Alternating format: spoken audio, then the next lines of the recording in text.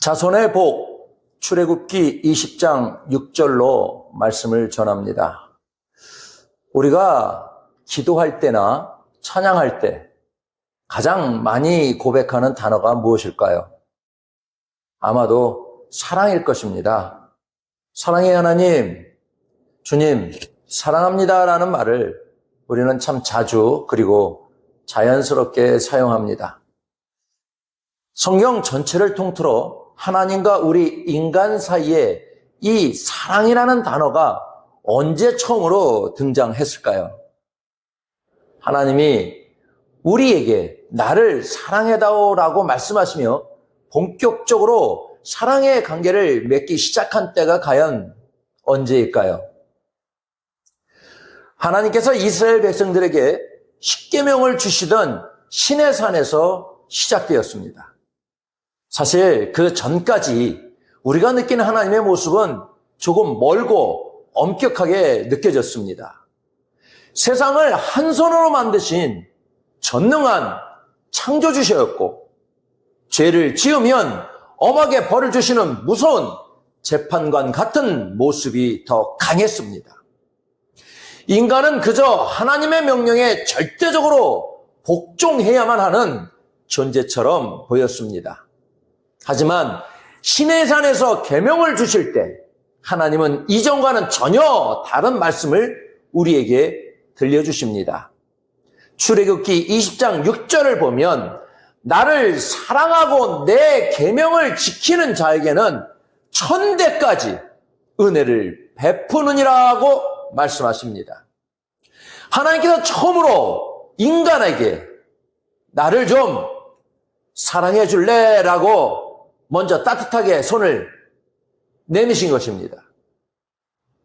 이제 우리는 단순히 시키는 대로만 하는 종이 아닙니다. 하나님과 뜨겁게 마음을 나누고 사랑을 주고받는 인격적인 파트너가 된 것입니다. 하나님께서 우리를 당신의 사랑의 짝으로 공식 선포하신 이 감격스러운 순간이 바로 십계명을 통해 시작된 것입니다. 예전에는 부모님이 정해주신 규칙을 하나도 어기지 않고 잘 지키는 것이 곧 효도였고 사랑이었습니다.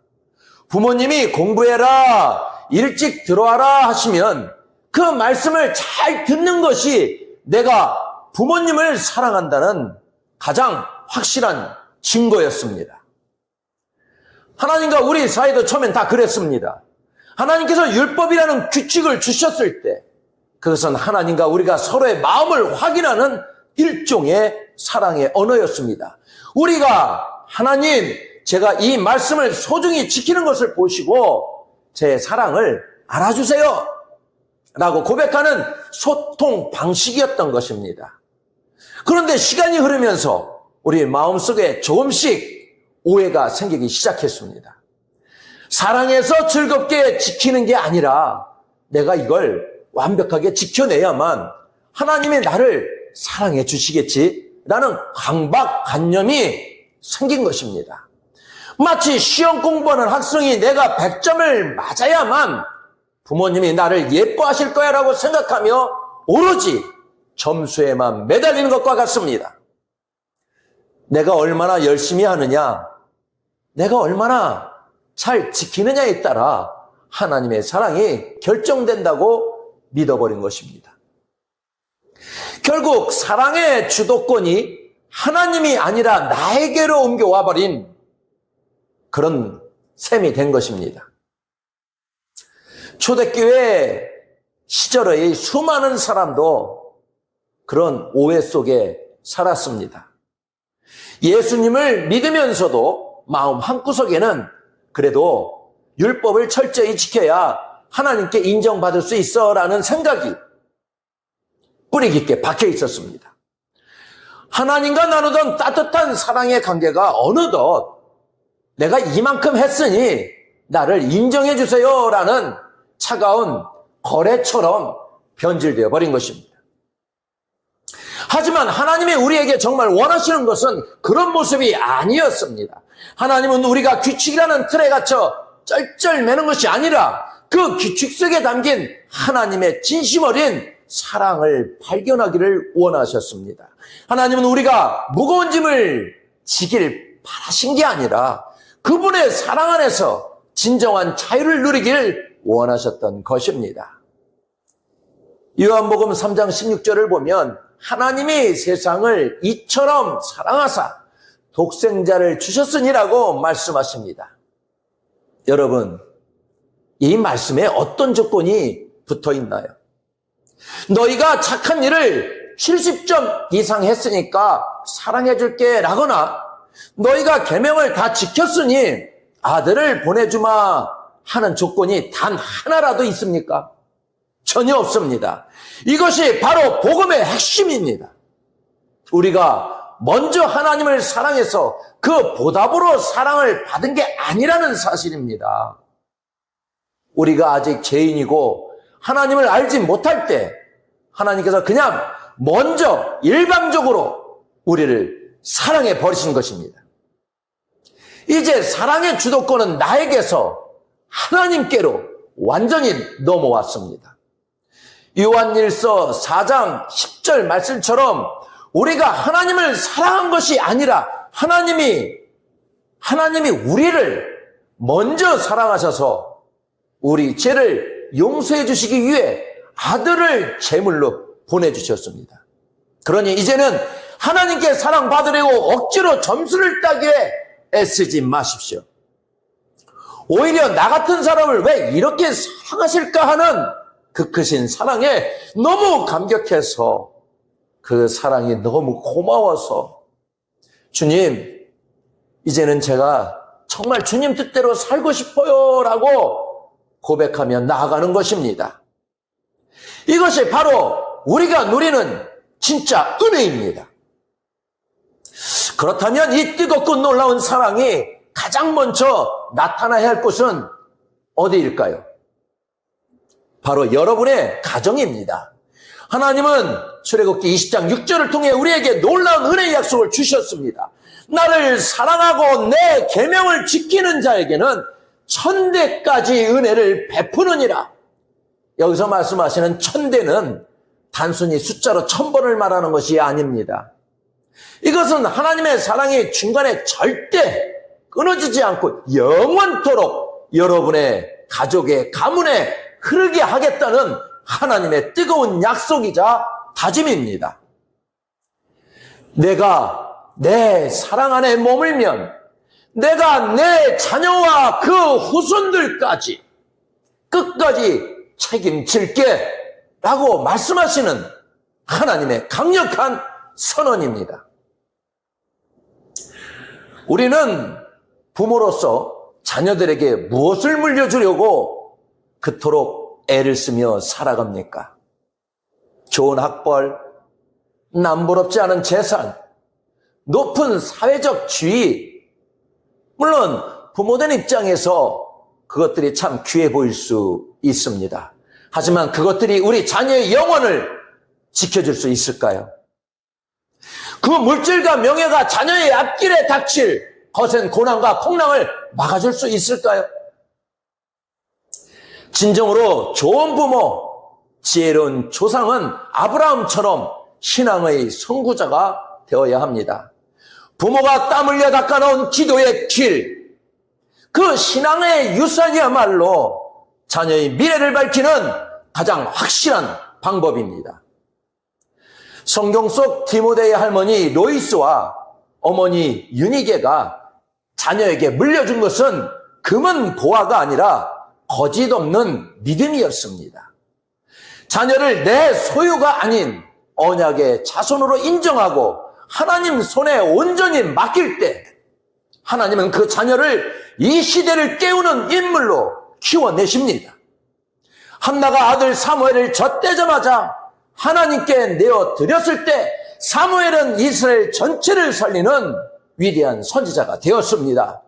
우리 자녀를 세상 가치관에 휘둘리는 물질의 자녀가 아니라 하나님의 약속 위에 세우는 언약의 자손으로 키워야 합니다. 그때 하나님의 축복은 천대를 이어 흐르게 됩니다. 어느 한 어머니가 어린 아들을 두고 세상을 떠나게 되었습니다. 가난했던 어머니는 아들에게 물려줄 재산이 하나도 없었습니다. 어머니는 숨을 거두기 전 눈물을 흘리며 아들에게 낡은 성경책 한 권을 건넸습니다. 아들아, 엄마는 너에게 줄 것이 이 책밖에 없구나.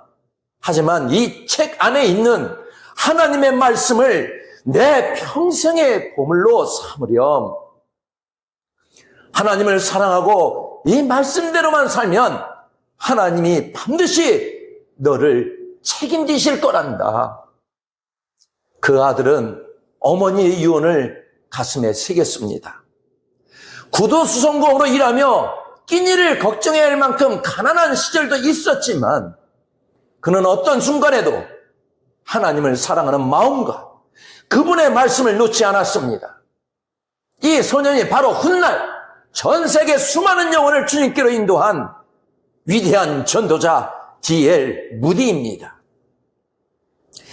세상 사람들은 부모의 배경이 좋아야 자녀가 잘 된다고 말합니다. 하지만 성경은 다르게 말합니다. 하나님을 사랑하고 그분의 말씀을 소중히 여기는 자에게는 하나님이 친히 그 자녀의 보호자가 되어주십니다. 부모의 기도는 결코 땅에 떨어지지 않습니다. 우리가 오늘 하나님 앞에 바로 서서 그분을 사랑하기로 결단할 때 우리 자녀들은 우리가 상상할 수 없는 하나님의 은혜 안에 거하게 될 것입니다. 때로는 우리 마음속에 후회와 자책이 밀려올 때가 있습니다. 저는 이미 자녀에게 많은 상처를 주었습니다. 제 신앙이 본이 되지 못해서 자녀들이 교회를 떠났습니다. 이제 와서 제가 무엇을 할 수 있겠습니까? 하고 낙심하는 분이 계실지도 모릅니다. 그러나 오늘 말씀을 통해 꼭 기억하셔야 합니다. 우리의 실패보다 하나님의 복음이 훨씬 더 크고 강합니다. 성경에서 죄를 갚는다는 말씀이 언어적 의미 속에는 하나님께서 친히 그 가정을 방문하신다는 뜻이 담겨 있습니다. 비록 우리가 실수하고 넘어졌을지라도 하나님께서 친히 우리 가정을 찾아가셔서 그 집을 기어이 하나님의 집으로 회복시키겠다는 간절한 의지가 들어있는 것입니다. 우리의 실수를 새롭게 하시고 우리 가정의 부끄러운 이야기를 영광의 이야기로 다시 쓰시는 분이 바로 우리 하나님이십니다. 이제는 우리가 결단해야 합니다. 오늘 이 예배를 마치고 돌아가는 순간부터 우리 자녀와 후손들에게 축복의 언어를 선포하셔야 합니다. 너는 하나님의 천대 은혜가 흐르는 복된 존재란다. 너의 배후에는 하나님이 계신단다. 라고 믿음의 말을 들려주십시오. 부모가 믿어야 자녀도 믿습니다. 부모가 복음을 세상 그 무엇보다 귀하게 여길 때 자녀도 복음을 삶의 기초로 삼게 됩니다. 부모가 하나님께 순종하는 통로가 되면 그 통로를 통해 자녀들이 자연스럽게 하나님의 보호와 복을 누리게 됩니다. 그래서 부모님의 신앙은 자녀에게 물려줄 수 있는 가장 큰 영적 자산입니다. 만약 아직 믿지 않는 부모님이 계신다면 그분들을 위해 기도하며 전도하는 것이 우리 가족에 흐르는 어둠의 그림자를 걷어내고 복의 근원을 모셔오는 가장 시급한 일입니다. 우리가 기도해야 하는 이유는 단순히 나 한 사람이 잘 되기 위해서가 아닙니다. 내가 눈물로 닦아놓은 기도의 길을 우리 자녀들이 평탄하게 걷기 위함입니다. 부모의 순종은 자녀의 인생을 가장 잘 되게 하는 확실한 방법입니다. 내가 믿음으로 견고히 서 있기만 한다면 하나님의 복은 자녀의 삶에 가득히 고이게 될 것입니다. 자녀를 위해 좋은 학원을 보내고 많은 유산을 남겨주는 것보다 훨씬 더 위대한 유산은 훗날 자녀가 우리 부모님은 하나님을 믿고 예배를 중요하게 생각하는 분이었어라고 고백하게 만드는 것입니다. 이런 고백을 할 줄 아는 자녀는 인생의 어떤 위기 앞에서도 절대 망하지 않습니다. 부모님의 불신앙은 우리 가족에게 하나님의 복이 내려오는 통로를 막고 있는 커다란 돌덩어리와 같습니다. 그 돌덩어리를 치워야만 하나님의 복이 나를 지나 자녀와 손주들의 삶까지 막힘없이 흘러갈 수 있습니다. 부모님이 주님을 영접할 때 우리 집안의 모든 일상이 어쩌다 생기는 세상의 운이 아니라 하나님이 직접 채우시는 거룩한 은혜로 바뀌기 시작할 것입니다. 자녀들은 부모의 뒷모습을 보고 하나님을 배웁니다. 내가 먼저 하나님을 사랑하고 그분의 말씀을 소중히 여기며 살아갈 때 우리 자녀들은 그 뒷모습 속에서 살아계신 하나님을 만납니다. 하나님은 우리를 단순히 명령을 듣는 종이 아니라 사랑을 나누는 파트너로 우리를 부르셨습니다. 우리가 그분의 사랑 안에 머물며 기쁘게 순종할 때 우리의 가정에 드리웠던 모든 절망과 어둠의 그림자는 물러가고 하나님의 환한 축복이 시작될 것입니다. 아브라함과 다윗의 가문처럼 하나님의 은혜가 마르지 않는 믿음의 명문가를 이루시기를 축복합니다. 여러분의 자녀들이 세상 어디를 가든 정말 하나님이 함께 하시는 사람이구나라는 인정을 받고 무엇을 하든 하나님이 도와주시는 형통한 복을 누리시기를 바랍니다. 우리 하나님은 약속을 반드시 지키시는 신실한 분이십니다.